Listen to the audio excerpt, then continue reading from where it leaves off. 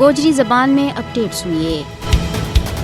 بھارت کے زیر قبضہ جموں کشمیر میں دہشت گردی پر مبنی بھارتی کارروائی بین الاقوامی قوانین کے مطابق جنگی جرائم کا زمرہ کے بچا ہے۔ مقبوضہ علاقہ میں عوام بھارتی حکومت کا ظالمانہ قبضہ بھی نہ صرف مشکلات کو شکار ہیں بلکہ سخت ظلم و جبر کو سامنا کر رہی ہے۔ مودی حکومت نے مقبوضہ علاقہ کا لوگوں کا تمام بنیادی حقوق خاص کے رکھے ہوئے اور بھارتی فوجی بڑا پیمانہ کے اوپر انسانی حقوق کی پامالی کر رہی ہے۔ مودی کا دور حکومت میں مسلم اکثریت کے نال جموں کشمیر کا وجود نہ بھی بہت بڑا خطرہ ہے۔ بھارتی فوجی مقبوضہ علاقہ میں بڑی اڑدرمی کے نال کھلم کھلا بین الاقوامی قوانین کی خلاف ورزی کرتا ہوں کشمیریوں کے خلاف جنگی جرائم کو ارتکاب کر رہی ہے۔ حال ہی میں لندن کی ایک قانونی فرم نے برطانوی پولیس نے ایک درخواست دی ہے جس میں متنازع جموں کشمیر میں جنگی جرائم پر بھارتی آرمی چیف اور وزیر داخلہ کی گرفتاری کو مطالبہ کیا گیا ہے۔ قانونی فرم اسٹوک وائٹ نے میٹروپولیٹن پولیس کا وار کرائمز یونٹ میں بڑا پیمانہ پر ثبوت جمع کرایا ہے جن میں کیا گیا ہے کہ کس طرح مقبوضہ جموں کشمیر میں جنرل منوج نروانے اور وزیر داخلہ امیت شاہ کی سربراہی میں بھارتی فوجی انسانی حقوق کا کارکنوں صحافیوں اور عام شہریوں پر تشدد ان کا